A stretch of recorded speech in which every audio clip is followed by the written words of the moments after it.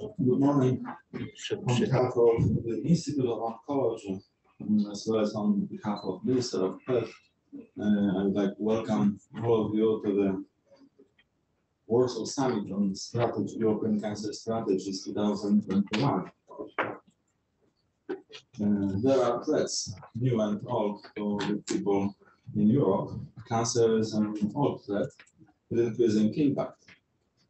The Institute of Oncology in Poland is a comprehensive cancer center recently given the task of coordinating and monitoring the national strategy for oncology for 10 years to come. We at the Institute believe that it would be worthwhile to convene influential experts at this Warsaw Summit and to review existing approaches to control cancer, look at some initial outcomes, if any, and consider reasonable corrections. Some corrections may be necessary due to the influence of COVID-19 pandemic, influence of the COVID-19 pandemic on the health system as a whole. Thank you to everyone who made it to join us today to this summit in Warsaw and to contribute to this debate.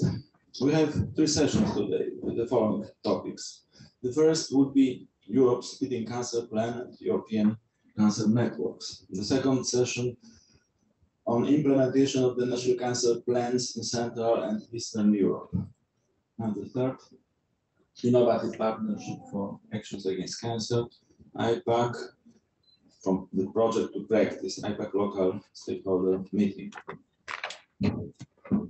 So let me invite Professor Iwona Ługowska to take over as the moderator and facilitator of the session 1. Professor Ługowska.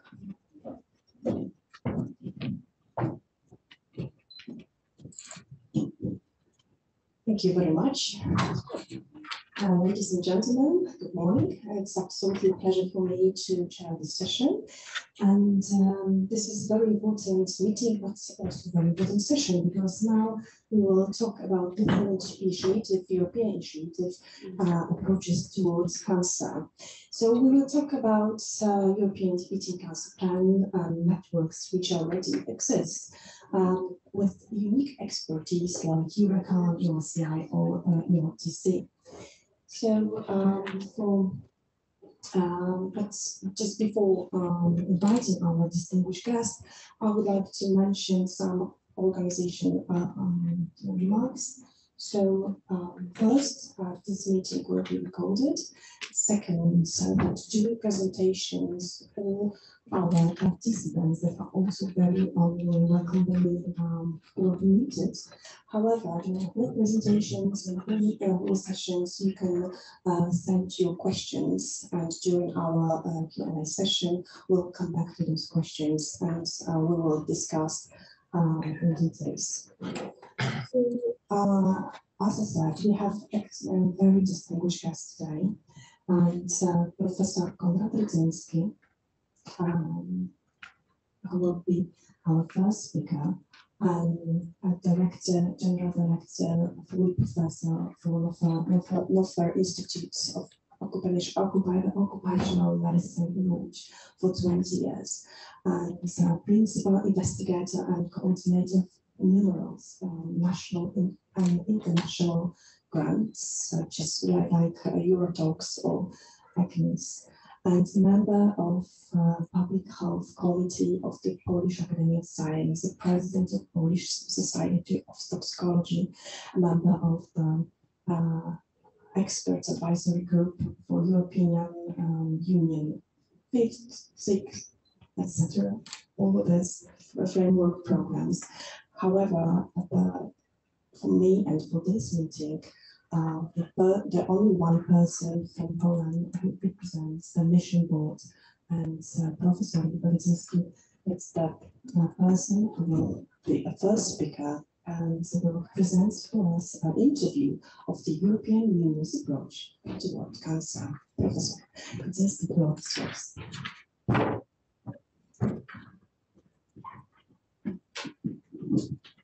Thank you much. Thank you very much, Iwona, for nice introduction. May I have my presentation?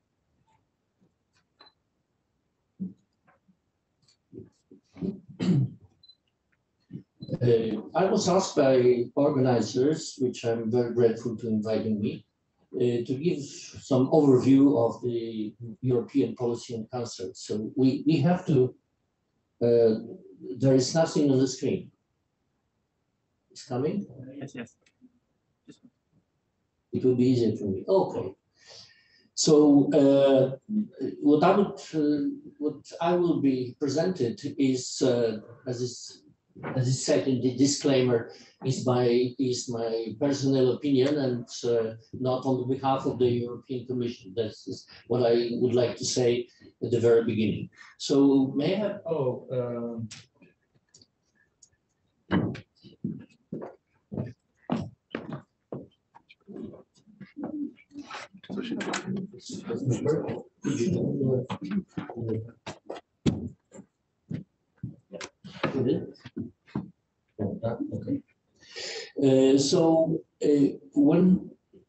When we would like to talk about the policy on cancer, we have to go back to the previous commission, where the main societal challenges has been formulated, and one of these challenges for the European population was cancer.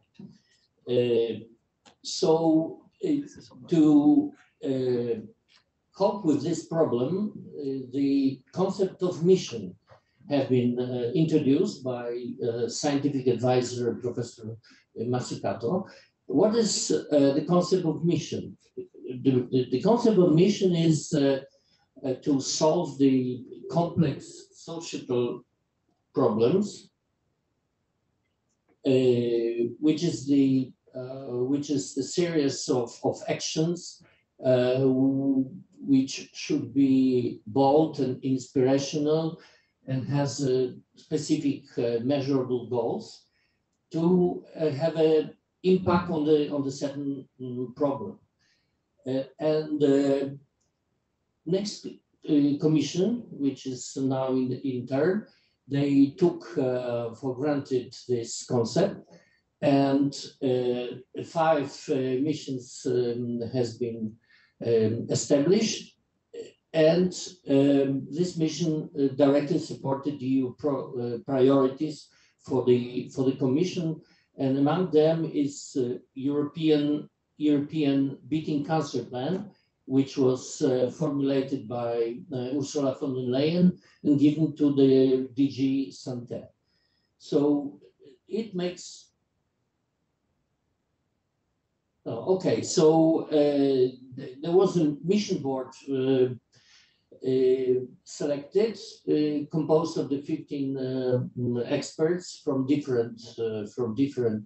Oops. So I have a problem with. Okay, it's here. Composed of the experts of different background, and chaired by Walter Ricciardi and co-chaired by Christine Chaumière. And these 15 experts you have here from, as you see, they are from very different European countries. And this group of people start to work on recommendations on cancer. So for this audience, I think it's not necessary to say how important is the fight with the epidemic of cancer in Europe. And the goal which was formulated is to improve the lives of more than 3 million people by 2030 to live longer and better, jointly with the Europe's Beating Cancer Plan, because it makes things a little bit complicated, because mission is under research and the Beating Cancer Plan is under DG Santé. So we were working from the very beginning with, mission board. It was working very closely with the DG Santé from the very beginning. So we started our work in September 2019, and after 1 year, we handed over final recommendation for the European Commission. So the concept was based on the three pillars, which is prevention, diagnosis, and quality of life, and horizontal areas like understand and equity. So there was 13 recommendations formulated, and it's not enough time to go through this because they will be in the next document, which is the implementation plan, which was adopted by the Commission in September 2021, so quite recently. And according to this implementation plans, I will talk in more details in my next presentation. There was an amendment of the Horizon Europe work program in the quarter in the end of this year, and it will be amended once again in the second quarter in 2022. So here you have the guiding principles from implementation plan. I think it's not you can read it very easily, but what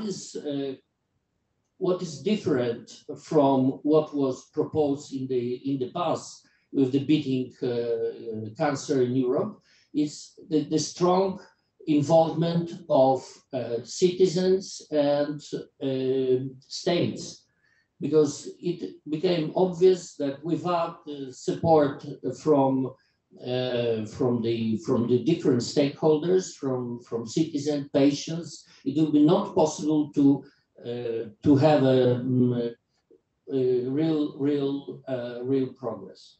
So, as I said, in meantime, in the new Commission, there was a European Speeding Cancer Plan introduced, which is in accordance with what mission has been worked out.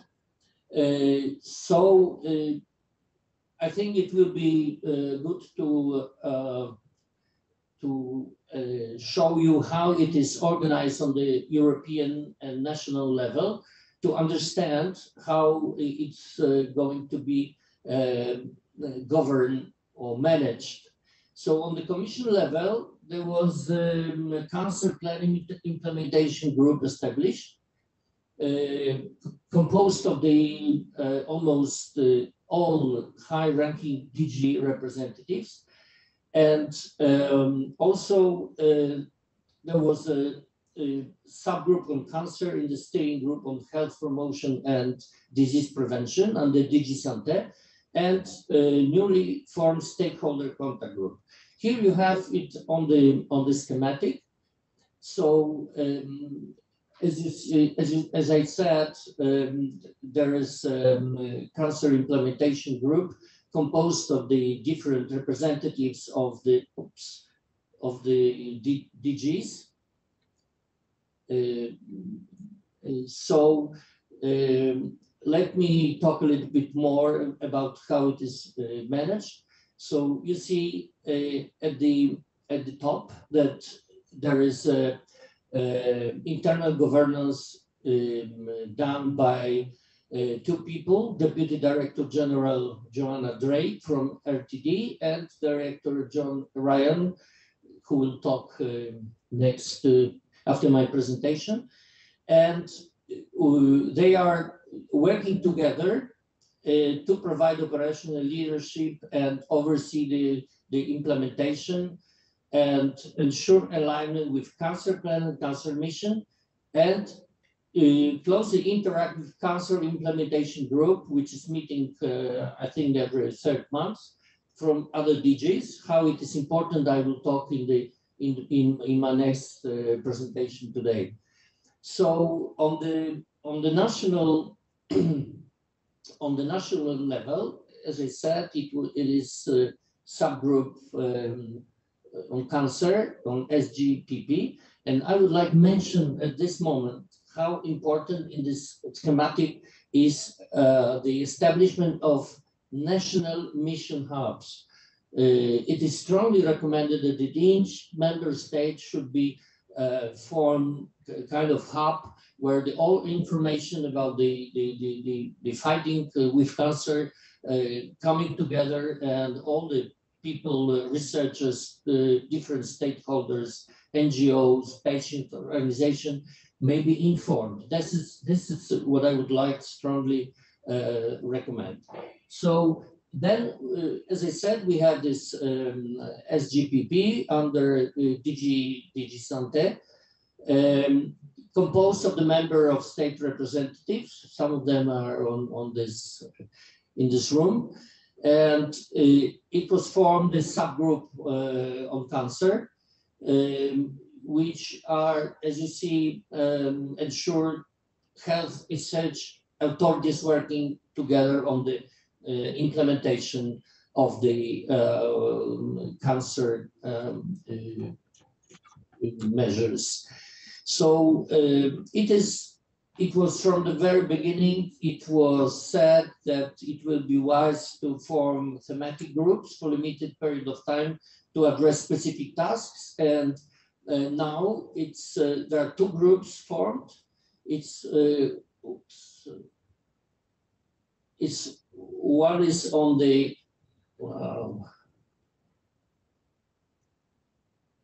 not in this direction. One is on the cancer equality registry, because inequality was recognized as a very serious problem in the European Union as a whole, and also within countries. So from the very beginning, this thematic group is working how to remove all these inequalities. And second thematic group, which is very crucial for the future of the plan, is on comprehensive cancer centers, because comprehensive cancer centers are one of the key flagships of the plan. So then so we have European Union level, national level, and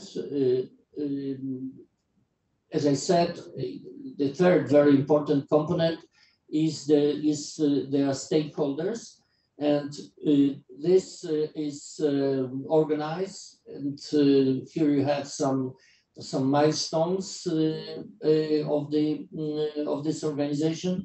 And it is believed that it's very important component of this important for the success of the implementation plan.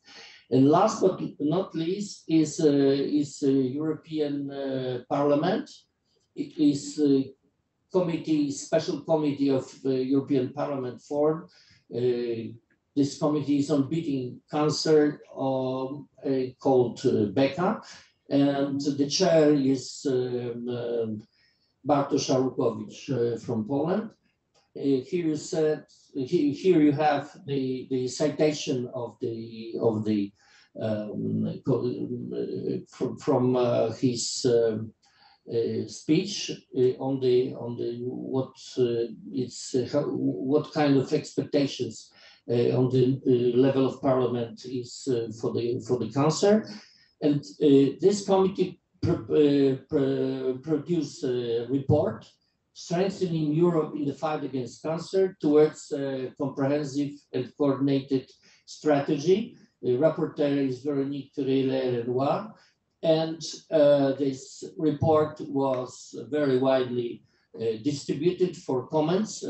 There was 1,500 different comments, so they had a very hard time to sort it out. And today they will be voting on the final report.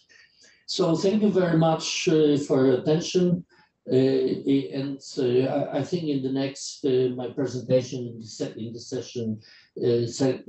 the next session I will go more into deep into details. Thank you very much.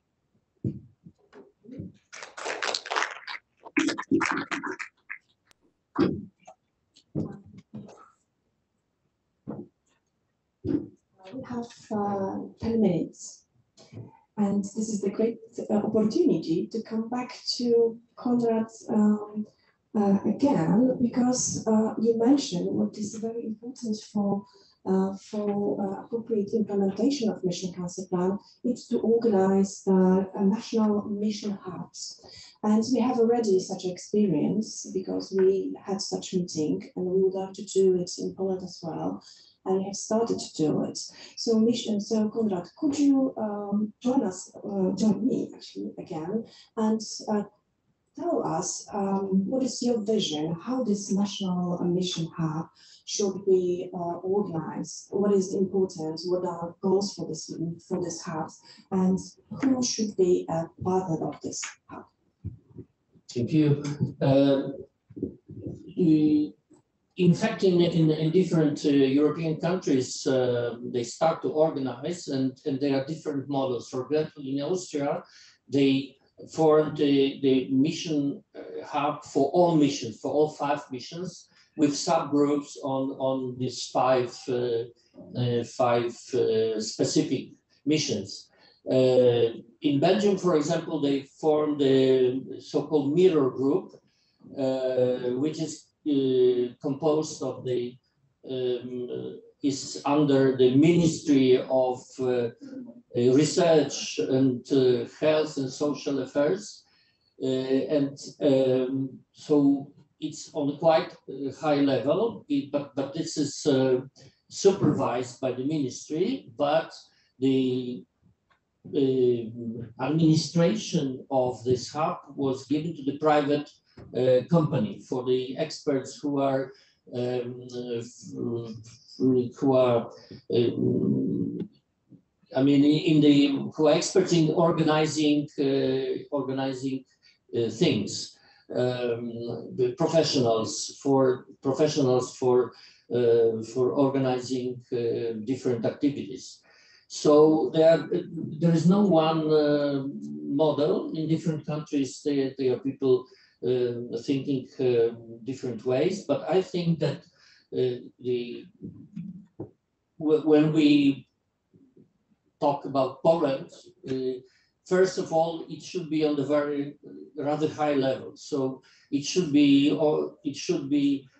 supervised jointly by Ministry of Research and Ministry of Health on the level of at least deputy minister, because as you will see in my next presentation, there will be a lot of funding opportunities coming from different sources, and it will be extremely important to have high-level officials to harmonize actions between different ministries, and I think that we should go this way, and I will go on the way engaging professional companies for coordinating such an action, because I don't think that in our ministries there will be enough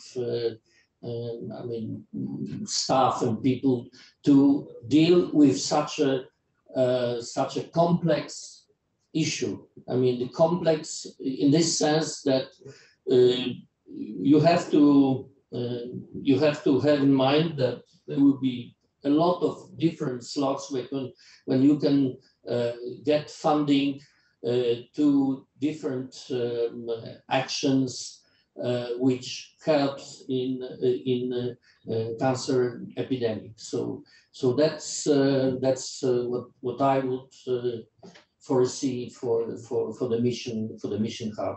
But it should be you will see that that's absolutely unique for fighting with cancer problem. There will be billions of euros available from different fundings. So it never in the history of European Union there was so much money allocated for this particular problem. So I would appeal to be very serious in this matter and try to harmonize efforts from different ministries on the rather high level to really be successful in getting this money.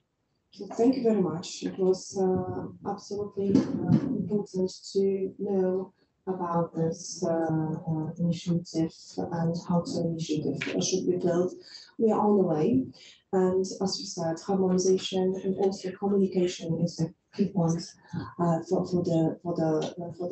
successful approach. So thank you very much. We will come back to you again after presentation, and now. The second presentation will be about Europe's Beating Cancer Plan. Unfortunately, Mr. John Ryan sent us apologies. However, we have another distinguished guest, Matthias Stüper, who is project leader for the Cancer Task Force in DG Santa in the European Commission. And as I know that Matthias is connected with us, so Matthias, it will be a pleasure if you start your talk about Europe's Beating Cancer Plan. Thank you and good morning. I hope you can hear me. And I would kindly ask you to share also my slides, if that's possible.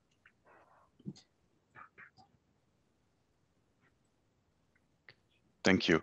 So, as already mentioned by Professor Raczynski, the Europe's Beating Cancer Plan was adopted at the beginning of February this year.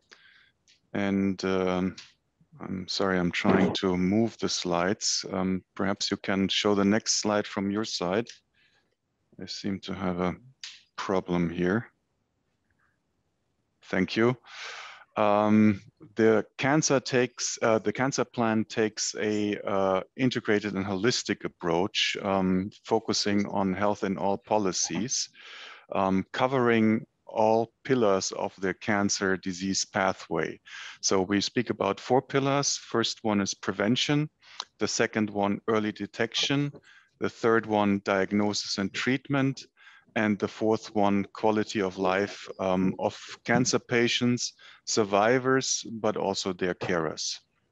There are also a number of cross-cutting themes, which focus, for instance, on research and innovation, on digitalization and personalized medicine, on reducing inequalities and pediatric cancers. In the plan, we have a total of 10 flagship initiatives and 32 other actions that address the entire disease continuum. And earmarked for the implementation of the plan, we have a budget of a minimum of 4 billion euro, mainly coming from the Europe for Health program, the Horizon Europe program, but also from the Digital Europe program and several programs from the education area. Next slide, please.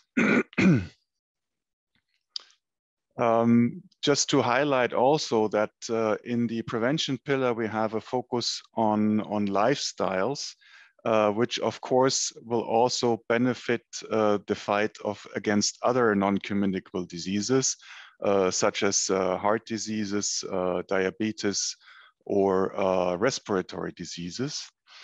The launch of the preparation of the plan fell together, unfortunately, also with the beginning of the COVID-19 pandemic. And in the development of the plan, we have also tried to take on board the lessons that emanated from the COVID response and how these have been impacted on cancer patients and care. And as mentioned already, the 2 initiatives at EU level, the Mission on Cancer and the Cancer Plan, shall work in tandem and synergize with each other, with a view to focus on ambitious research goals, but also realistic policy objectives. the Baker Committee has already been mentioned. Perhaps from our side, on the plan, there is also an implementation roadmap foreseen, which I've recently published, and to which I will come back a bit later. Next slide, please. Now, focusing on the plan in more detail, and starting with the research and innovation pillar, we have two flagships. One is the Knowledge Center on Cancer, which was already launched in June this year, under the auspices of the Joint Research Centers. And the center has the objective to bring together and facilitate all the scientific and technical activities that are taking place at the EU level.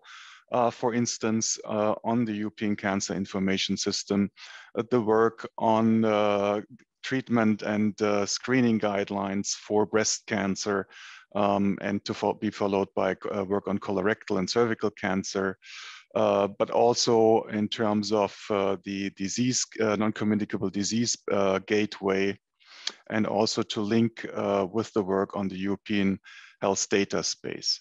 A second flagship initiative is the European Cancer Imaging Initiative, which will be launched next year. And here the focus is to provide, let's say, the ecosystem for innovators to develop new methods in terms of cancer diagnostics that should both help diagnosis, but also treatment of cancer. I briefly mentioned also already the link to the European Health Data Space, and here the focus on secure access and sharing of patient data, but also as a second element, the secondary use of patient data, for instance, for research purposes, and also policy making, also in terms of cancer, addressing cancer. An expansion of the already existing European Cancer Information System, with an additional component focusing on pediatric cancers, which has actually been launched, I think last week or this week. Then also work on making the data that is fed into the system by the European Network of Cancer Registries more complete, more timely, and also expand them to new variables, for instance, the staging of cancer at time of diagnosis.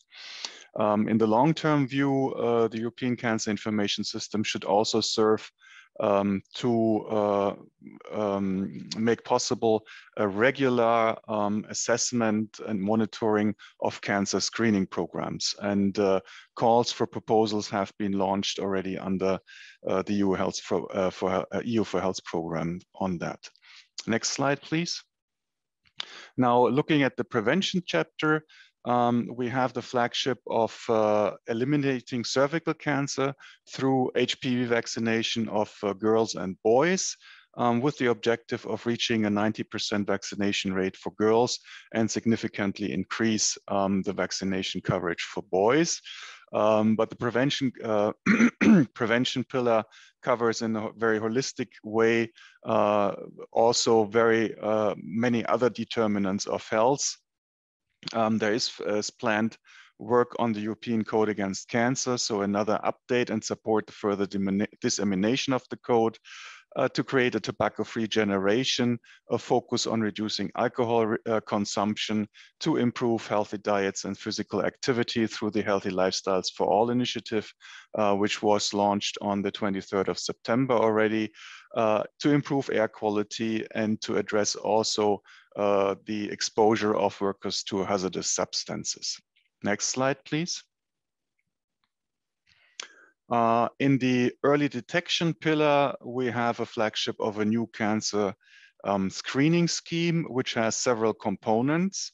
The first one is an update and or revision of the Council recommendation on cancer screening. This recommendation dates from 2003 and should be updated with the latest scientific knowledge.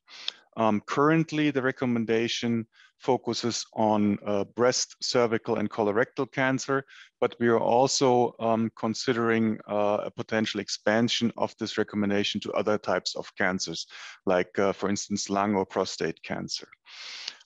Then work on guidelines for screening and treatment and quality assurance schemes for colorectal and cervical cancer, and also implementing and updating the existing guidelines on breast cancer and the European Cancer Imaging Initiative that I mentioned already. Next slide, please. In the area of diagnosis and treatment, we have already mentioned the creation of and support of member states for the creation of comprehensive cancer infrastructures, meaning comprehensive cancer networks or comprehensive cancer centers, and their networking at EU level. We have an initiative for which a call is actually open at the moment, called Diagnostic and Treatment for All, which tries to roll out and make available and accessible the newest diagnostic and treatment methodologies for more EU citizens through EU collaboration of treatment and screening centers. And also as another flagship, the Junkan EU initiative, Understanding Cancer, which is part or forms part of the mission board recommendations, just as also the work on the comprehensive cancer infrastructures.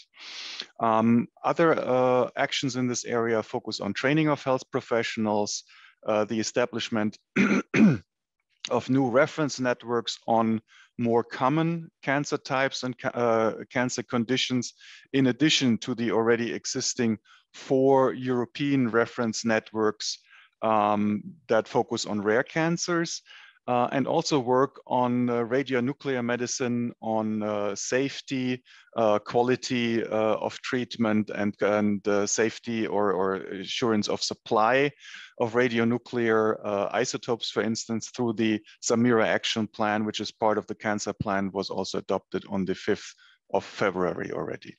Next slide, please. And then for the 4th pillar, a flagship on to improve quality of life of cancer patients, for instance, through establishing a cancer survivor smart card and the establishment of a European Patient Digital Center, which is also one of the recommendations of the mission board, complemented by work on ensuring fair access for cancer survivors to financial services, for instance, mortgage insurance or voluntary health insurance, complementary health insurance, and to ensure a proper implementation of the directive on work-life balance for parents and carers. Next slide. Now, coming back to some of the horizontal pillars or horizontal chapters of the plan, important very much the reduction of inequalities across the EU, with the flagship of establishing a cancer inequalities registry, where work is also already underway, and the initial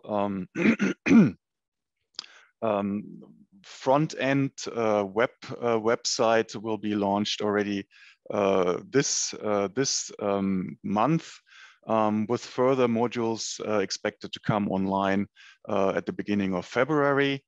Other actions also including, and this is in response to the COVID lessons learned, to support the rollout of telemedicine and remote monitoring in member states, and also the virtual consultation model that was developed in the European reference networks to ensure continuation of treatment and diagnostics of cancer patients in case of new pandemics.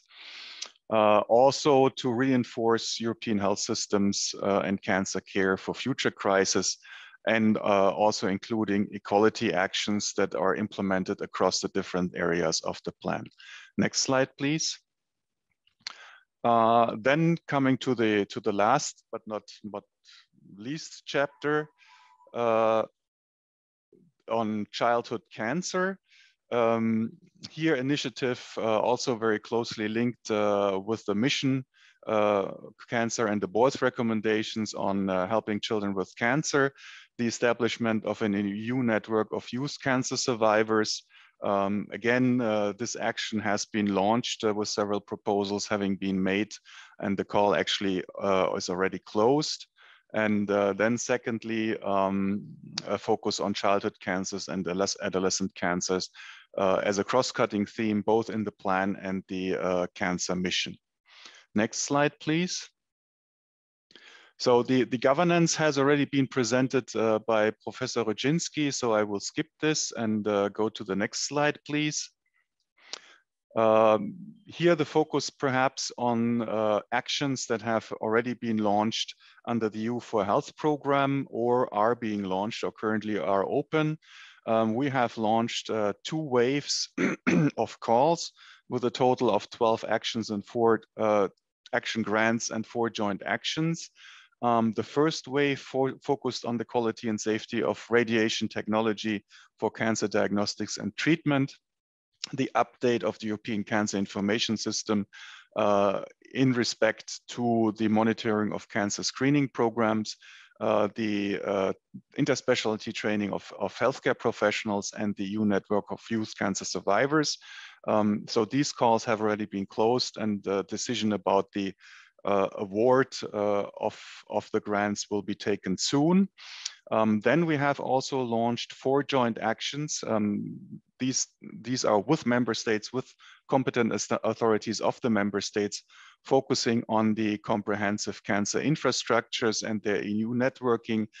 These new networks of reference networks or networks of expertise on common cancer conditions and common cancers, support to HPV vaccination, and the cancer-related e-health deployment, which I mentioned here, telemonitoring, etc., in response to the COVID crisis. A second wave of calls is currently still open and will close on the 25th of January, with the complementary action to the one undertaken by member states on HPV vaccination. Actions focusing on the dissemination of the European Code Against Cancer, including also health literacy, actions to address liver and gastric cancers that are caused by infection, the supporting actions to the Healthy Lifestyle for All initiative, and support to the rollout and piloting of the quality assurance schemes for breast cancer. The Advanced Cancer Diagnostic and Treatment Initiative that I mentioned, an action to support and prepare the use of high-performance computing to support the repurposing of existing drugs and molecules for cancer treatment, a capability mapping of capacities in the member states for cancer treatment and diagnostics, and also the Cancer Survivor Smart Card. Next slide, please. Just to flag, as I mentioned already briefly, the EU4Health program works in tandem with several other programs. I mentioned already Horizon Europe and Digital Europe, Erasmus+, the European Institute for Technology, Marie Sklodowska-Curie actions, but also, and very important at member state level, the Cohesion Policy Fund instruments. Why am I stressing this? Because these are managed by the national governments. So these funds can also be used to address investments in cancer, covering indeed the entire range of topics of the 4 pillars. But here the decision-making power is at national level. So again, to stress that here both stakeholders need to address and raise this issue with the national level, because here the national governments are in the driver's seat. And to mention also technical support instrument, which is not a funding instrument per se, but an instrument to provide technical support to national level actions, which can be requested by the national governments. Next slide, please. Now to come back to the implementation roadmap. This focuses on the actions, the 42 actions and flagships that are included in the cancer plan, and puts basically these actions on a timeline and breaks them down to the area of different deliverables and key milestones. This implementation roadmap has been launched on the 17th of November and gives you a flavor of the different stages and the different deliverables of each of the actions in the cancer plan. It includes also indicators to measure progress in terms of implementation of the plan, and it will be regularly updated. So this is basically a tool for us, for the Commission, to monitor progress in the implementation of the plan. Next slide. Yes, I mentioned that already. Work on the Cancer Inequalities Registry is progressing. Also work on the Council recommendation on screening, for which the Commission will be adopting a proposal during the third quarter in 2022. The Commission has already mandated its group of chief scientific advisors to prepare an opinion and recommendations, which are scheduled to be published at the end of February. And soon we will also launch a call for evidence. This is addressed basically to stakeholders to provide feedback on this Commission initiative. And this will be launched either at the end of the year or perhaps early in January next year. And then there will be a 4-week period during which stakeholders can provide their feedback to the Commission. Next slide, and I'm reaching the conclusion of my presentation. Yes, thank you. And I am available for questions if we still have the time. Thank you, Matthias, very much for this comprehensive presentation about the Building Cancer Plan. You've got already 2 questions. However, if you can stay with us until the Q&A session, then we will address those questions. And now I would like to ask you about the connection with Professor Philippe. Do we have Professor Philippe? So Matthias, please stay with us, and we will come back to this very important topic soon. And our next presentation will be about the organization of the European Cancer Institute, or OSCI, and this presentation will be provided by Professor Thierry Philippe, who is the chairman of the executive board of Institute Curie, and also is the president of the organization of the European Cancer Institute, OSCI. Professor Philippe also was the mayor of Lyon and vice president of the region. He was in charge of health and sports-oriented activities, vice president of health and well-being in the city of Lyon, and many others. However, today, Professor will present OSCI. Professor, thank you very much. Are you with us? Yes, can you Hello? give me the first slide? Can you share the screen as scheduled? Yes, thank you. Hello, everyone, and thanks for your invitation to this symposium. And sorry to be in video conferencing, but it was too short notice to be able to come to Warsaw. You have on the slide, on the right of the slide, Marie Curie and Dr. Claudius Regaud. Curie was the first comprehensive cancer center in France and the first center that linked science and care to the patient in 1921. I like to evoke, this is the left of the slide, Curie by showing the Louvre and the famous pyramid. The Louvre is historic, the foundation, the value transmitted by Marie Curie. And the pyramid represents the modern world, audacy, innovation, and the Institute Curie, with 100 years of history, is now the marriage of basic science and medicine. Curie is a basic science and comprehensive cancer center foundation. Next slide, please. Marie Curie-Slowodska is both Polish and French, and our 2 institutes are like brother and sister. And this is why I'm so pleased to join you today. Next slide. In order to understand the European issue, you should bear in mind the European Cancer Beating Plan, the Cancer Mission, the Horizon Europe program. As you have already heard by Professor Rudinski and Matthias Stupin, the Europe Cancer Beating Plan defined the health objective for Europe. The Cancer Mission defined the research objective for Europe. And Horizon Europe is the funding and therefore the implementation tool of those objectives. Next slide. We should remind, as far as European Cancer Beating Plan is concerned, that Europe accounts for 1/10 of the world population, but 1/4 of the world cancer cases, with great inequality between West and East, between West and South.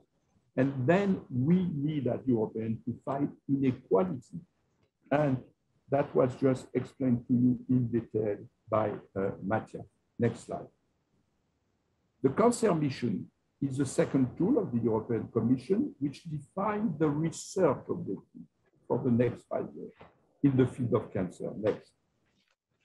I will not go in detail on the 13 recommendations that speak of basic research, molecular biology, prevention, screening, challenge for imaging, digital center, fight against inequality, childhood and adult cancer, cancer culture, communication, capacity building. But I want to stress the recommendation 10 in detail. Recommendation 10 is set up a network of comprehensive cancer infrastructure within and all across the European community. And this is the recommendation that OCI want to set up, or at least to participate for the implementation. Next slide. We have therefore seen the objective. Now let's see how we can implement them. It is Horizon Europe, the various calls to implement the Cancer Beating Plan and Cancer Mission objective. And let's see how OCI can play a role on the process. Next. Let's talk about OCI, the European Organization of European Cancer Institute, which is a European grouping of interest with more than 100 members, already a network of cancer centers on a European scale, as requested both by the Cancer Beating Plan and by the Mission Cancer. Next slide.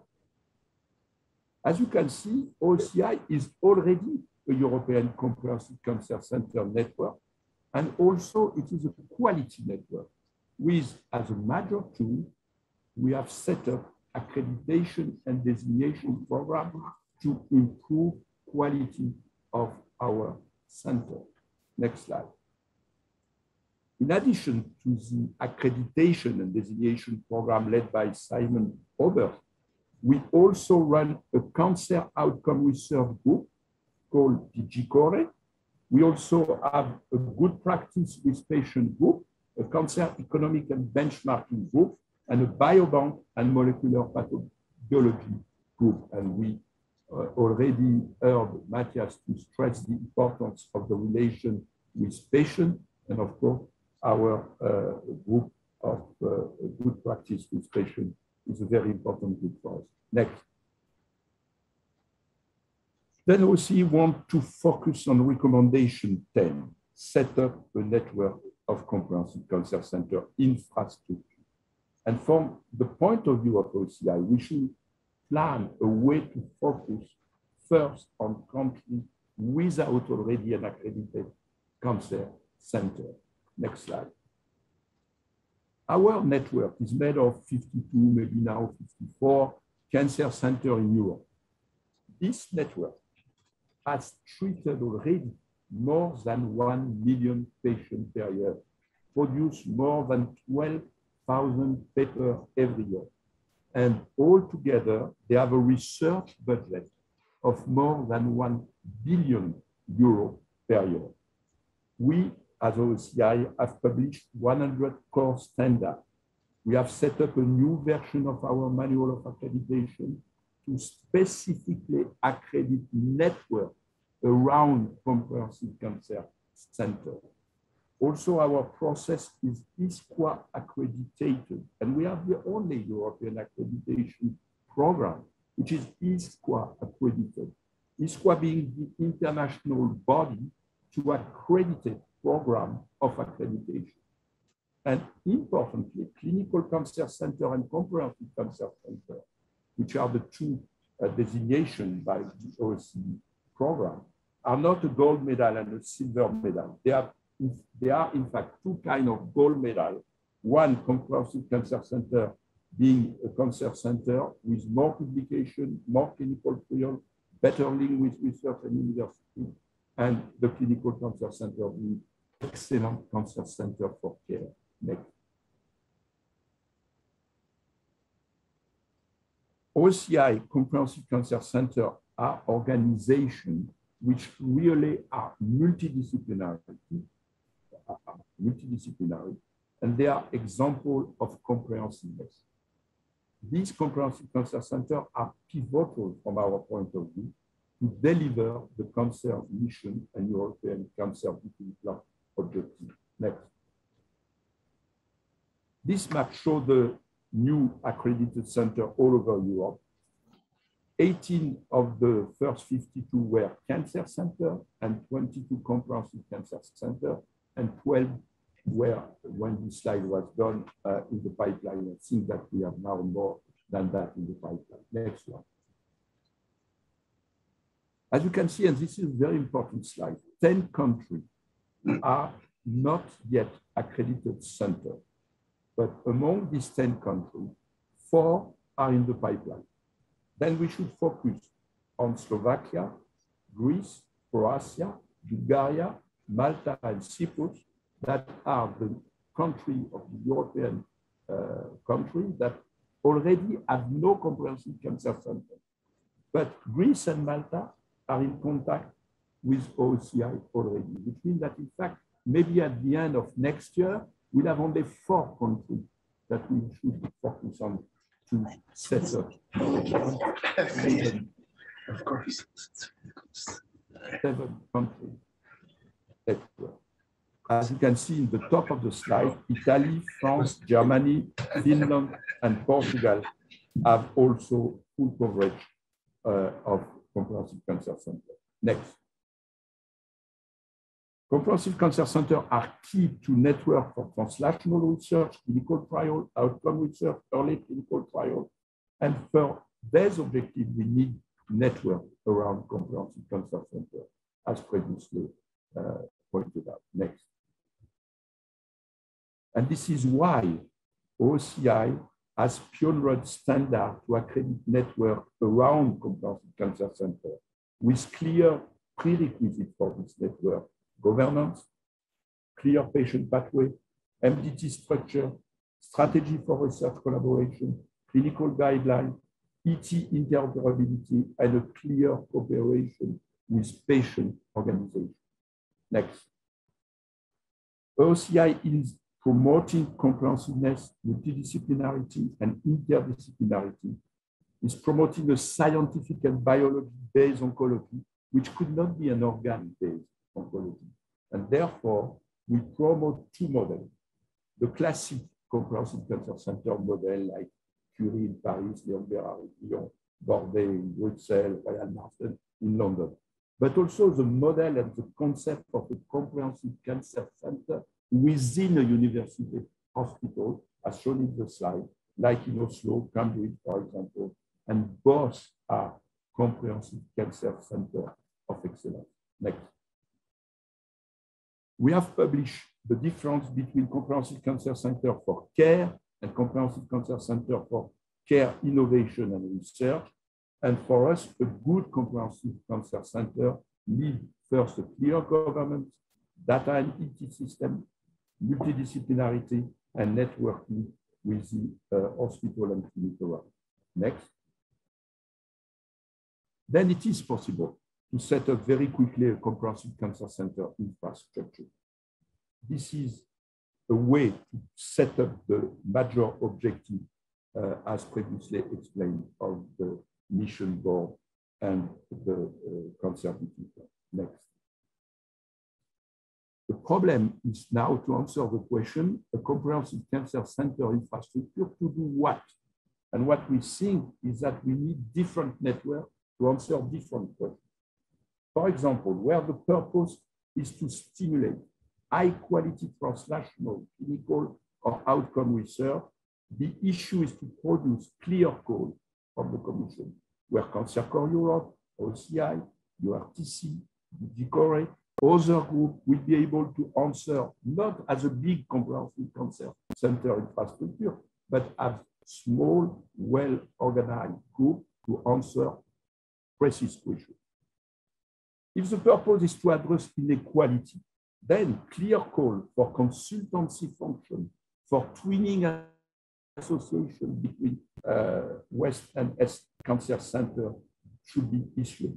It is clear for us that OCI should play a major role to enter this major objective to fight inequality. And last example, where the purpose is to provide better cross-border treatment for hard-to-treat treatment. We need the Parliament this time to set up law to allow early clinical trials to be offered to all European citizens in all our member states. We need ERN, we need the rare tumor program, and that's different issue to answer different questions. Next.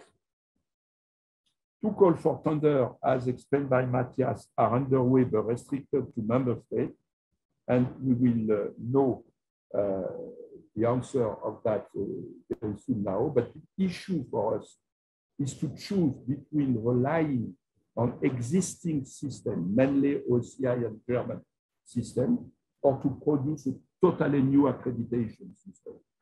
Next. As you can see, the selection of the accreditation method in the work package shows that the accreditation method is now the responsibility of Italy, which chose the OCI to define the Comprehensive Cancer Center in the country more than 10 years ago. And then the standard will be defined by the German Cancer Society. And then we think that the way the joint action work package are set up are a good way to set up very quickly this infrastructure and to try to answer very quickly to the major questions that were asked by the Commission. Next.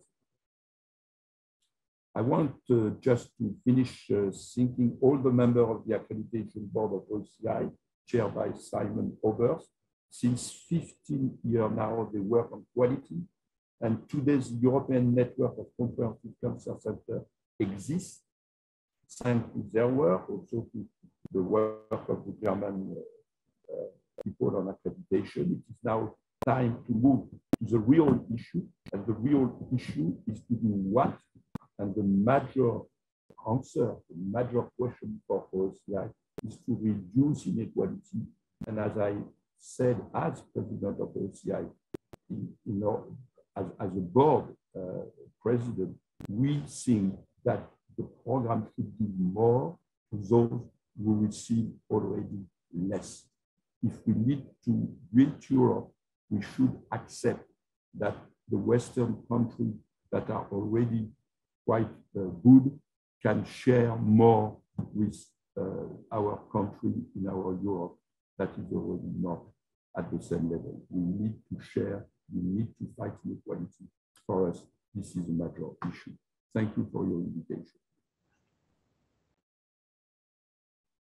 Very much, Professor Lee. And as I said, we will have the Q&A questions, and it will be a pleasure if you have those questions. Especially, this is I'm addressing this information to all of you online. And we will move forward to Professor Tiit Albrecht and Joint Action's Innovative Partnership for Action Against Cancer. Dr. Tiit Albrecht is well-known Slovenian researcher and a person who is responsible for many important actions dedicated to cancer, such as European Partnership for Action Against Cancer, EPAC, and also IPAC, Innovative Partnership for Action Against Cancer. And today we will be able to hear about IPAC. Thank you very much. I would like to thank the organizers once again, dear colleagues from the National Institute of Oncology of Poland. We have worked together on different issues in the past. Also happy to see our colleague Dorota from Public Health Institute and the colleagues from Wrocław, who actually very, very actively participated in the current joint action and actually carried out a very big task, a pilot project actually for the joint action on the establishment and accreditation of a network related to a comprehensive cancer center. So exactly putting in practice what Professor Philippe was describing, actually we were able to make it happen in Lower Silesian region with the really hard work of the colleagues there, and of course with the support of the Ministry of Health, because it's a joint action. So let me, after these initial words, just walk you through some of the issues related to Slovenia's role in the development of the policies. Actually, many of you know that there was a Europe Against Cancer program running between 1985 and 2003. And speaking of East and West of the European Union, many new member states were not so happy that the program ended just before the entry of the new member states. And actually that was one of the triggers why Slovenia said, why don't we still put cancer as an important challenge, because it's even a bigger challenge also in terms of prevention, but also of quality of care. So we actually succeeded, and in 2008, cancer was the main topic of the presidency, and it had two important consequences. One was the establishment of the European Partnership for Action Against Cancer, which was later operationalized in a joint action. And then also the European Union made a call to the member states to develop national cancer plans or strategies. All member states followed very quickly. I have to say I was surprised myself as well, because these policy actions are sometimes not so popular, but it seems that there was a general consensus, and this was very successful. I apologize, there's a glitch in this template.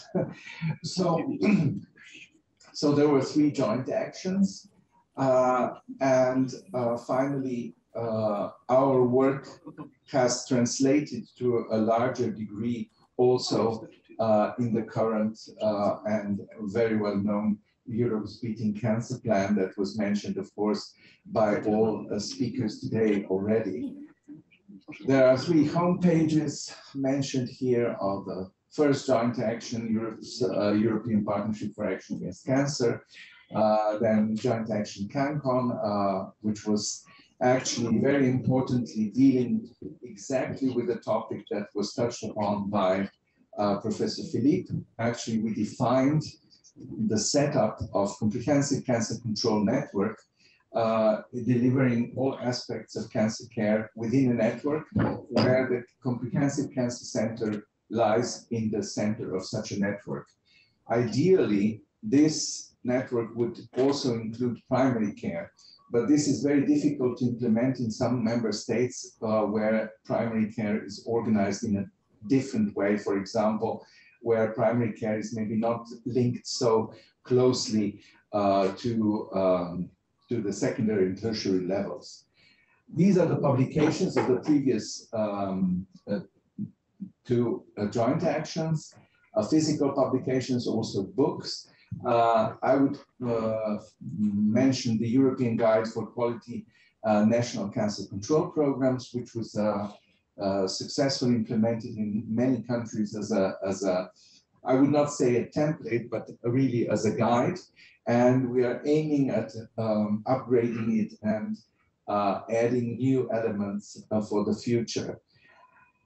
I will focus on one activity of the current joint action, which was very work intensive. It was done by our colleagues from the Belgian Federal Public Health Institute called CNSAMO, where the Belgian Cancer Center, which is coordinating the cancer policies for Belgium, is located.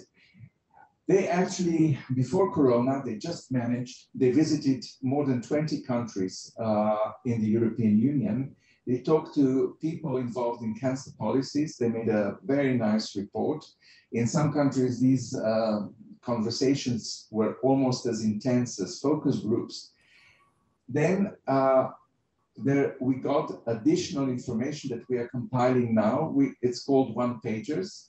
There will be one-page information on different policies at the member state level and what IPAC produced as a joint exercise. I will mention just a few things. I will mention the development of additional data sets for cancer registries, supplementing especially the data on clinical stages and population variables such as socioeconomic variables. I should mention that the definition of neglected cancers, the so-called Bratislava Declaration, which supported stronger action on pancreatic cancer in Europe, and the work that coordinated by the German Cancer Society on governance, where there were 5 topics, and OECI was also involved in the area of sets of standards and accreditation of networks. But also there was work on patient pathways. 2 pathways were developed on colorectal cancer and pancreatic cancer. Finally, there was work on patient-related outcome measures.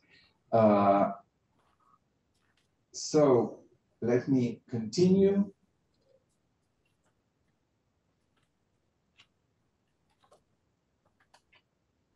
These were the topical areas in the current joint action. I talked about the governance. There was immunotherapy for cancer and reimbursement models led by the French National Cancer Institute.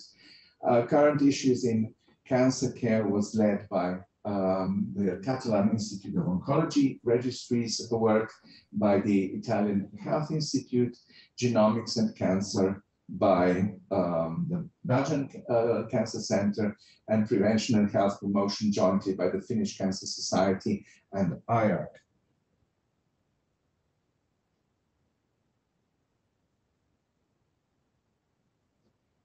Finally, my final message is, of course, the so-called roadmap, but this is a different roadmap, not the one that Matthias mentioned.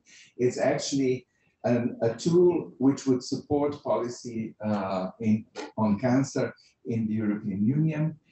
This tool will have its IT component, a searchable tool through different solutions and outputs from our joint action, also useful for mutual learning. We have agreed that this solution will be placed in the safe hands of the Joint Research Center and its Cancer Knowledge Center, established actually by the European Cancer Plan. So this is our legacy for the future. Those of you who are interested, we will carry on a totally online conference, final conference of our project on the 13th and the 14th of December. So on Monday and Tuesday, you can follow our final conference. We will be greeted by the Commissioner, Stella Kyriakides, and our Minister of Health. It will be actually a concluding event of our presidency as well. And we will have a policy panel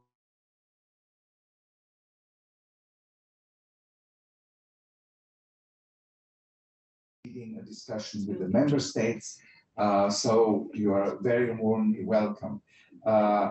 Professor Philippe took some part of my presentation off my task, and that was actually, there is a comparison between our joint action and the EBCP. I will, of course, leave the presentation for future use. And I will not speak anymore because there's not much time on NCCPs. And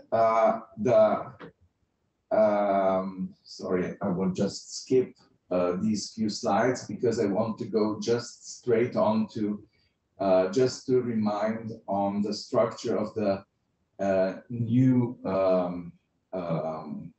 joint action.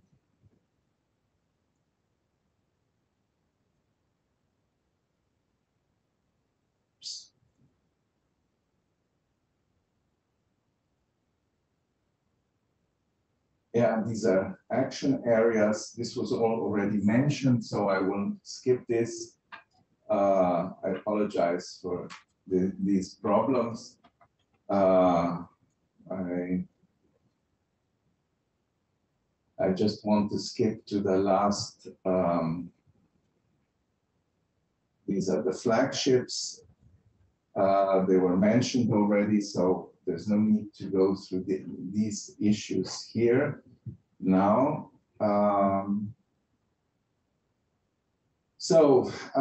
Just a few words to conclude on the new joint action already practically presented by Professor Philippe. So as you see, the coordination will be entrusted with Slovenia, with the National Institute of Public Health, this dissemination with the First Health Authority in Attica of Athens in Greece. Work package leaders on evaluation will be Romania and Croatia. Romania will be represented by the Cancer Center in Cluj, and Croatia with the National Institute of Public Health. Poland will be involved in an important work package, number 4, which is sustainability, which actually prepares the basis for the implementation of the findings. We are contemplating a piloting of the solutions also in Poland. And then there are the so-called core work packages. You see that this time we have mostly bigger member states on board. Italy will run the work package on the definition of the network of CCCs. Sets of standards for care for networks will be set by Germany, as mentioned also by Thierry. Then we have work package 7, which will be on research, education, and training, led jointly by France and Norway, but also supported very strongly by OECI. And then the definition of different modalities of networks led by the Catalan Institute of Oncology from Spain. So this is also the continuation, and I can announce that we are making an effort that also the work on cancer plans would continue.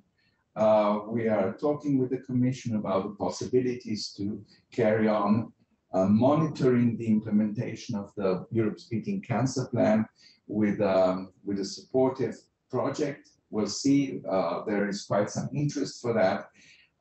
So many challenges for the future, a lot of funding available, and we're looking forward to our future collaboration. Also, of course, with all of our partners from Poland.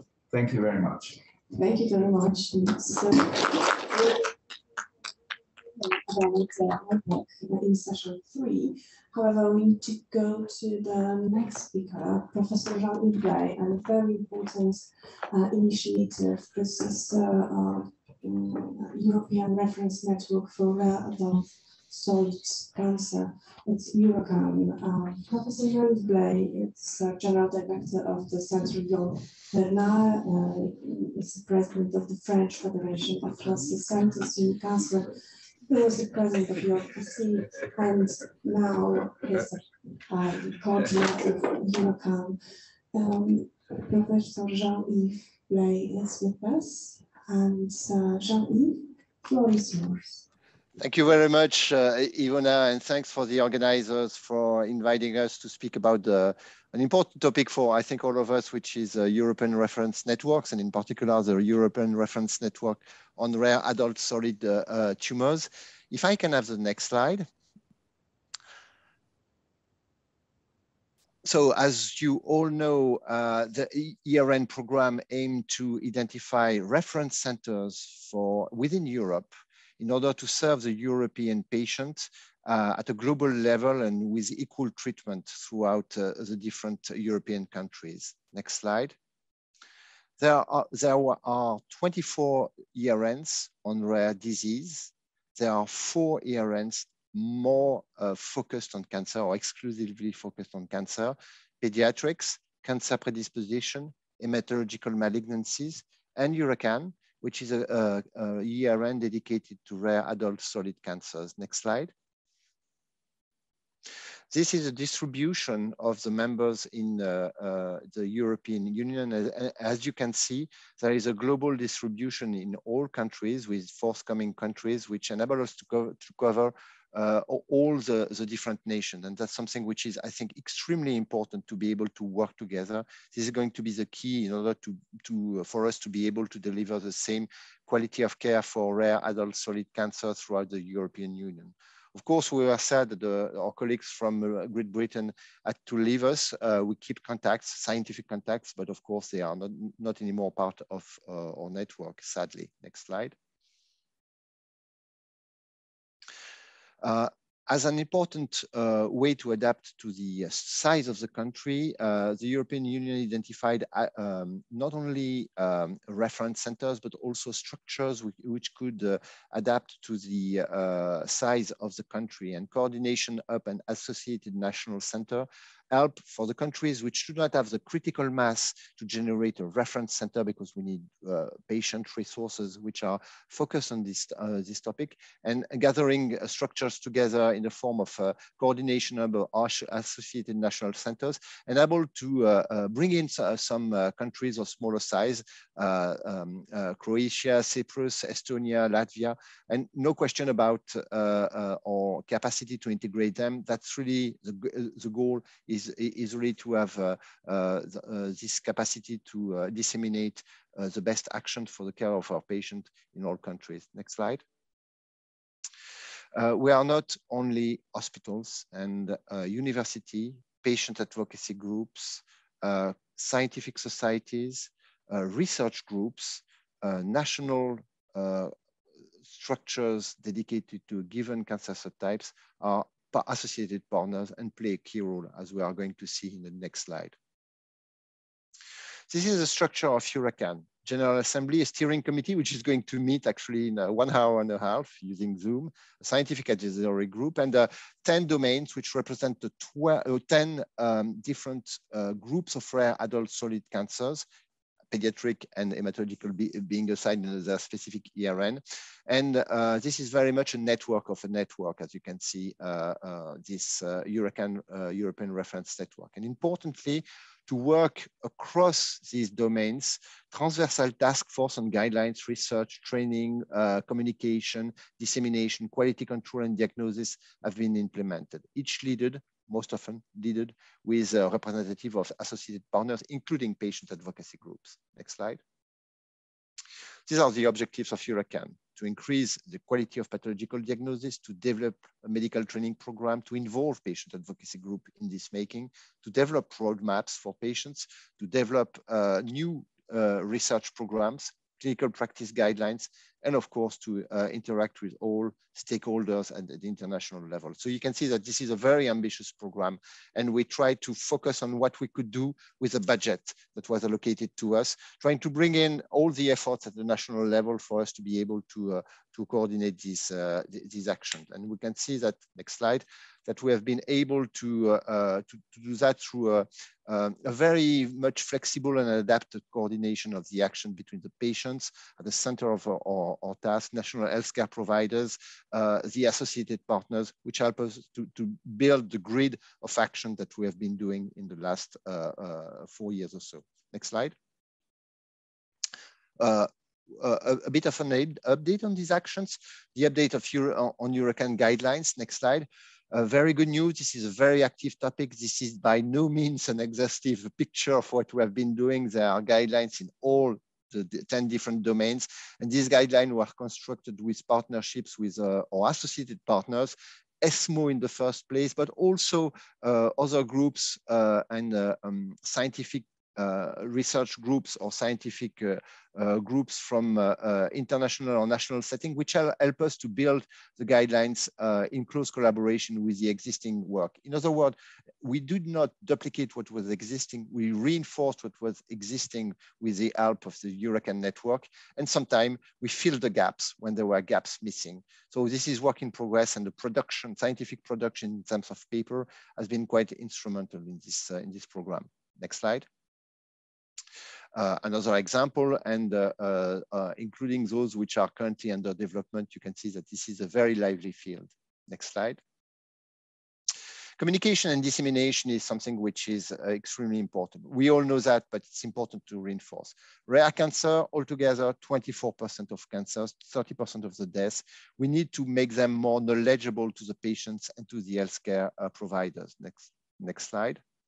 And for this, our patient advocacy group has been extremely active in providing tools for communication and dissemination using websites, using electronic newsletters. Next slide.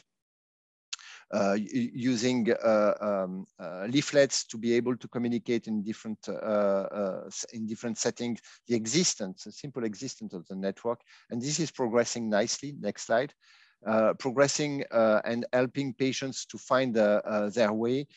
So we have modelized our capacity to help a patient with the idea of a network of networks again. And the vision that we have is that the patient should be able to contact the network with intermediate of his oncologist, and the connection should be done preferably with the national group, and then if not with the national group, an international multidisciplinary tumor board will help the patient. So this could be done with the help of the CPMS, but as we have discussed several times, the CPMS is a bit too heavy and not flexible enough yet to cope with the number of patients that we have. Next slide.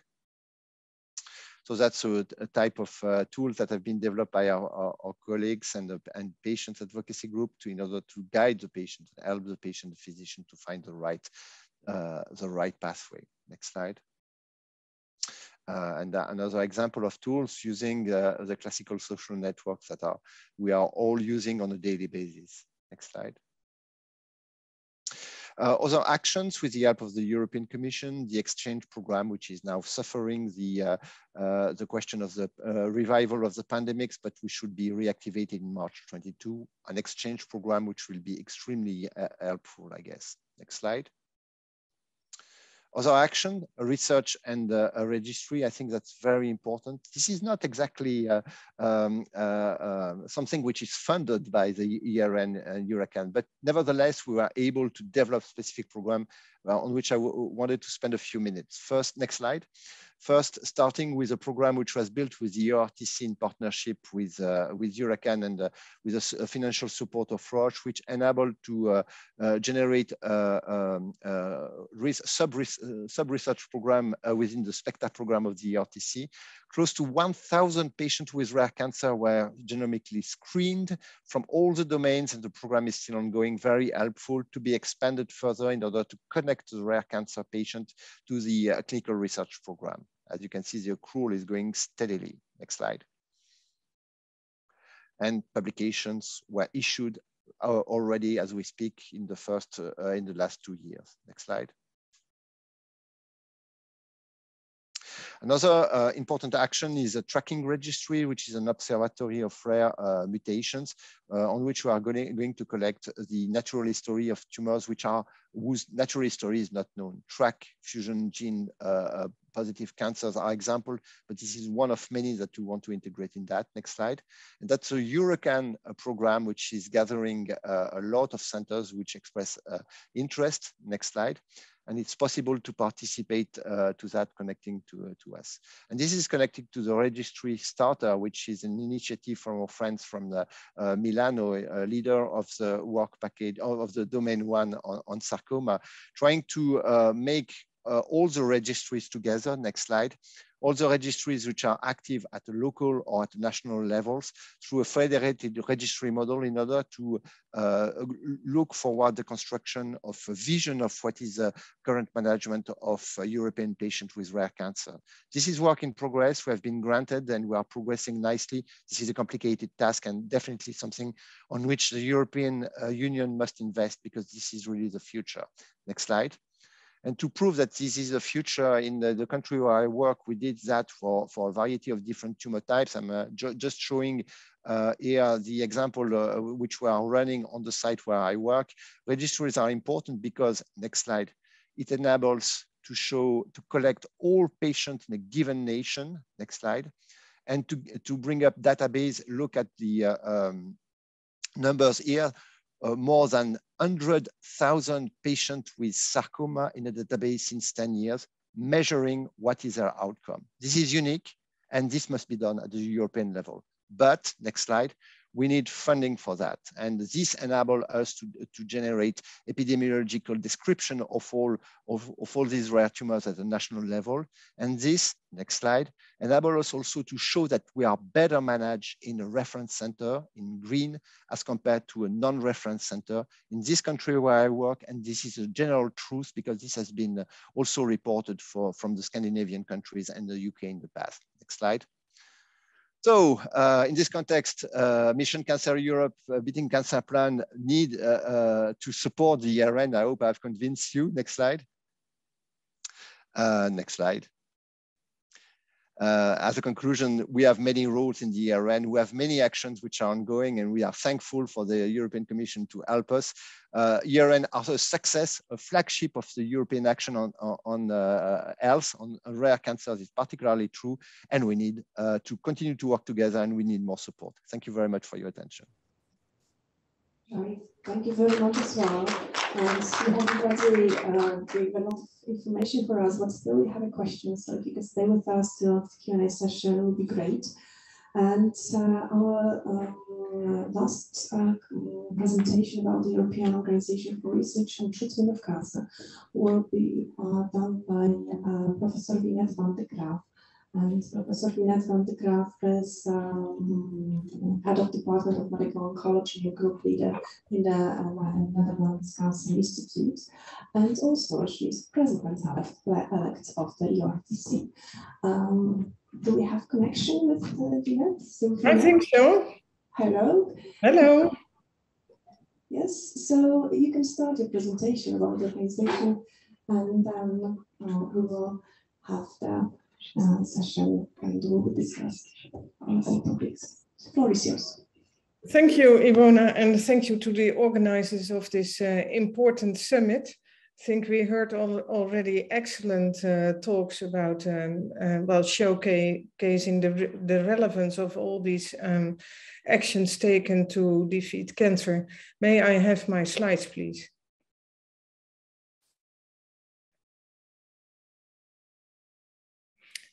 I would like to thank the organizers to give the EORTC the floor, and as President-elect, I'm delighted to talk about the European Organization for Research and Treatment of Cancer, an organization that exists already for over 60 years. Next slide, please. Well, the aim of the EORTC is really to increase cancer patient survival and quality of life. And how do we do that? Well, by performing multidisciplinary and clinical and translational trials, generating really robust medical evidence that can lead into new guidelines. So we will set the standards in this way. And we are a reference for methodological research and an authority in establishing these standards of treatment. Next, please. So the EORTC is unique because it's an independent organization. It's non-for-profit, and independency is really one of our key elements. Also, the multidisciplinary background of all the people working in the EORTC. We have colleagues from internal medicine, surgery, imaging, translational, and health-related quality of life research. It's also an organization that is really built on making solutions for all types of cancers, but also all kinds of patients. We don't want to leave someone behind. And it's very international, as you can see here. Another important thing is that there is a regulatory compliance in all our standards so that we meet the highest standards as possible and do quality assurance wherever possible. Next, please. Here you can see the numbers, and I will not show all the details, but the important thing is that we are working in almost 50 countries within over 700 institutes. We publish about the results of our trials, of course. And another very important asset is the high number of patients in the database, as you can see here. And these patients have all entered clinical trials. And currently we are working on over 200 clinical studies. So it's really a robust data set, and we can go back over years to look at results in the past and on more recent dates. Next, please. Here I would like to show you some titles of papers, not to go into all details, but to show that we are working on common cancers, like you can see here, on breast cancer studies, but also on very rare cancers like sarcoma. We are doing research on answering questions on the role of local treatments. And these are questions in general the pharmaceutical companies don't ask. So the question whether, for example, surgery or radiation is better of an axilla after breast cancer. Another important asset is that we have a lot of health-related quality of life expertise on board, which can lead to studies in these diseases. And we have a lot of long-term, as you can see here, 10 years survival data in the database, because we can have long follow-up of our trials. And this is very important, and I will come to that in the next slides. Next, please. Another very important asset of EORTC is that we have platforms that can be used across Europe. We have a platform on molecular and pathological screening, which can help and are very instrumental for certain clinical trials. We also have a platform, E2Radiate, for radiotherapy, so that many colleagues in Europe can use for their prospective data registries, a collaboration between EORTC and ESTRO. And we also have an imaging platform, and that's also very important because that promotes the value of imaging across all modalities and in our clinical studies, making use of advanced techniques, quantitative biomarkers, radiomic analysis, and AI to answer all kinds of questions. Next, please. We also have a strong methodological and quality of life research department and groups. We have a very important statistical department that can help design novel trial designs, and also a lot of expertise in regulatory submissions, which we all need more and more nowadays, and big translation department. Next, please. So when we think about treatment optimization, there is a challenge here, because in general, we have preclinical research, especially in drug treatment, of course, that drives new studies looking at efficacy and the therapeutic benefit. Then it comes to regulatory approval and market access. But in fact, then the questions begins, because what is the optimization of these new drugs? We need applied multidisciplinary clinical research, because there will be questions on combination treatments, not only between drugs, but also combination with other therapies like radiation or surgery. The sequence and dosage is not always well answered yet at the moment of registrations, as are questions on escalation or de-escalation of the doses. How long should we give certain treatments? What's the benchmark between treatments? What treatments are registered, but they really are quite of similar? Which one will be the best? And do we really have all populations in the clinical trials? And we think that these questions, if we answer those, next please, then the healthcare system can be optimized, because we need more information on access and costs. We need to have access for all. And who will fill in the gap of doing these clinical studies? This is something that really need to be on the agenda, because we would like to have guidelines that are applicable to all. We would like to have new medication, which is promising for all people, and that can all fill in new cancer control plans. Next, please. So there is at a policy level really a plea for impact of this kind of clinical research. We have the supranational research, for example, a drug is approved by EMA, but we also need to have something to fill in the gap how to fill in the gap of access for all. We have many cross-cutting EU initiatives, and we discuss them tomorrow, but we're also living in a very complex regulatory environment on clinical trial regulations and AI.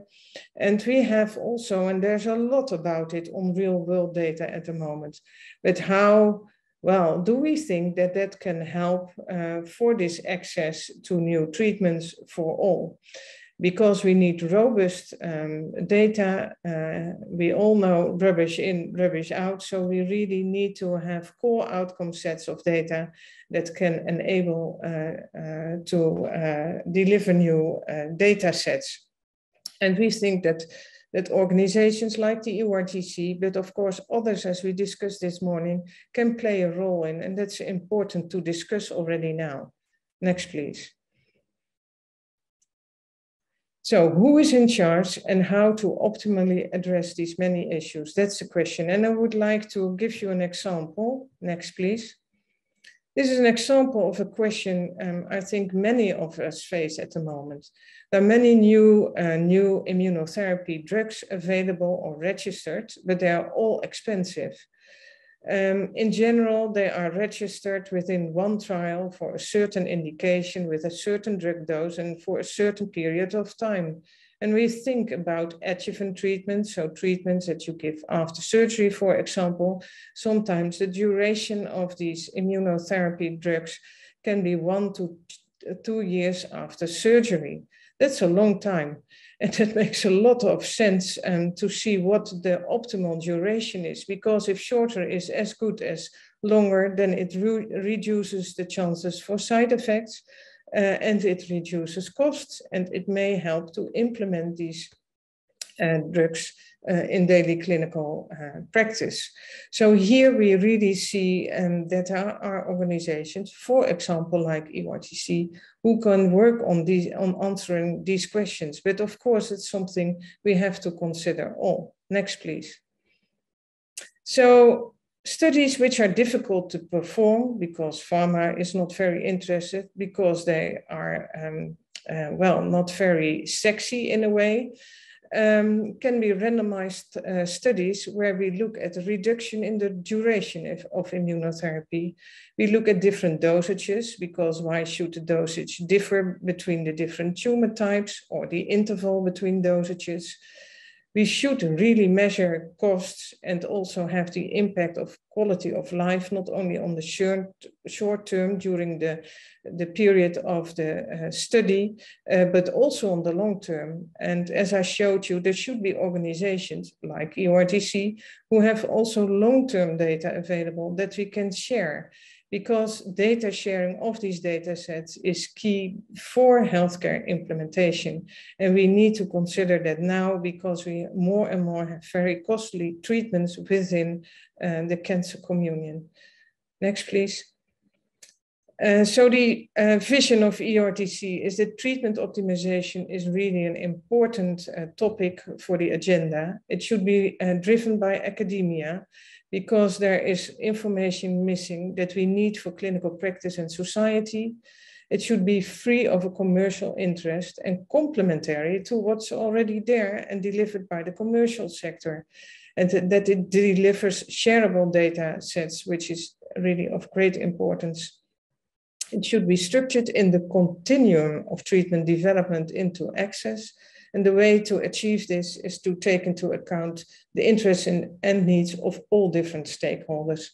And with that, I would like to thank you for your attention. Last slide, please. Yes, thank you very much. And I would like to thank all of presenters for this outstanding and very informative presentation. And I would like to start discussion, and if you have any questions, the floor is yours. As I was informed, we have at least 3 questions from chat. So if you don't mind, I can start with the first one, because it's quite complex. It's about the European health data space, about the different activities. related to real-world evidence and real-world database, because as we were able to hear, we collect data in Eurocan, we would like to collect data in EORTC, we collect data in our hospitals, and finally, European health data space will be some kind of lake for data collection. And what is important in this issue is the structures of the data. So the question to Jean-Yves, to Vinette, and also to Matthias, how would you like to manage this kind of integration? Are there any plans to do it? Or we will have the different databases? Winnet may want to start answering. I think we really have two types of actions. The first one is registries, which measures routine. And with this federating registry model is probably the way to go forward if we want to go fast. And then there is research. I think EORTC has a beautiful example of that. Winnet, what do you think? Well, I totally agree there. We should consider new ways of collecting all these data somewhere for outcome, but that doesn't mean that they should be all at one place. And when we consider federated learning, which is a very interesting model, then in fact the data remain at the hospitals or institutes, and the question is being asked to these data sets so that we can answer these research questions. This really needs to have a lot of regulatory in place before the institutes, of course, are all linked to this whole organization of federated learning. But once in place, you could consider that can deliver additional data beyond the robust data that clinical trials can deliver. It's, by the way, very important to know that these initiatives are taking place yet, and that if you do it for the registries, as Jean-Yves is saying, we really need to have core outcome sets of data so that we not have all kinds of data around the floor. Everyone is measuring, for example, doing evaluations of patients. The one is doing it every 6 weeks, the other 8, the other 10, because we really need to apply a bit in these registries to minimal data sets, because then we can have really good data sets in the end, and that will help to answer the burning questions. Matthias, could you comment? Yes, although I fear I cannot be extremely specific. I think the notion that the data would be in one central place that we have to discard. This will simply not be possible. And indeed, the plan is to have a federated system. That's point one. Secondly, there is the intention that we work with national data authorities. So basically one focal point at national level that ensures or gives access to these data that are at national level. And I'm also aware that there are a number of pilots and different actions that are now testing various modes of how this can be done. But I have to apologize, I'm not into the details of all these of all these actions, so I cannot give you any further details on that. Thank you. And the last question, because we are just about finishing our session, is about integration. Because at least in Poland, we have the National Cancer Strategy. It is not the only country that we have in Europe, the cancer strategies. And how can we think about the integration, about what is already existing in countries, in member states, and how to be linked with European Big Cancer Plan to move together in the same direction? Yes, I mean that's what's happening right now. Professor Rudzinski briefly mentioned the governance mechanisms that we have, and one of these is the cancer subgroup of the Steering Group on Health Promotion and Disease Prevention. In this group, in which we have nominated representatives of the Ministries of Health and the Ministries of Research, we are trying to coordinate both for the cancer mission and for the cancer plan, the EU level actions with the national level actions. In that respect, we are also building on the work that has been done by IPAC, which has been conducting a survey and also looking at the challenges in terms of cancer at national level. And we are now in the process of updating this work that was previously done mainly in 2018 to 2020, so that we have a better picture of what's happening in the member states and how we can support member states with EU action. Perhaps an additional element is also the Cancer Inequalities Registry, because here the idea is not only to compile and make visible existing data, but also analyze the cancer situation and trends both at EU level and at member state level.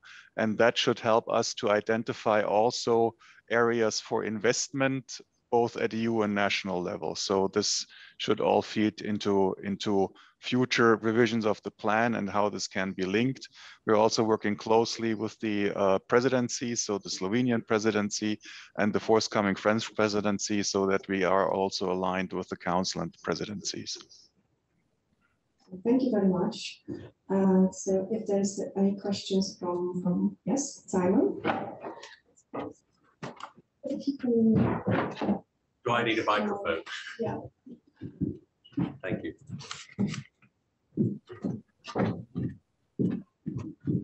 A very quick question to Matthias, if I may. Simon Oberst here from OECI.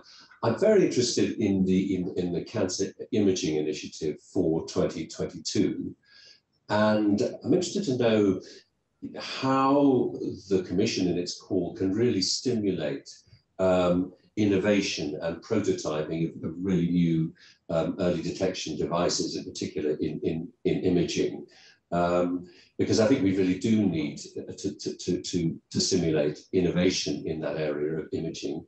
And a second rather cheeky question, when that call comes, will it be open to centres and consortia in the United Kingdom, please? Okay. Yes, I mean, one of the challenges that we have in Europe at cancer, in terms of cancer imaging, is that we do not have, let's say, a large repository where you can have access to a large number of images, or easily access to a large number of images, so you can test and train, for instance, artificial intelligence. So basically, one element of this imaging initiative will be to bring together or develop an atlas of cancer images on which these new technologies can be trained. This will be also coupled with already ongoing initiatives to develop innovation hubs and link these different elements together. So some of these preparatory actions are already ongoing, but let's say the big launch will happen in 2022. The second question, I'm afraid I have to dodge, because I would need to check whether UK and UK organizations are eligible to participate in the respective funding programs, which would mainly the Digital Europe program. And I'm not sure about the exact rules for these and whether the UK actually bought into this program or not. So thank you very much. I hope that you enjoyed the session. Would like to address also to all those online. And now I would like to say that we have not 10 but 5 minutes break. However, I think that because of the content of the session, it's a kind of excuse. Thank you very much.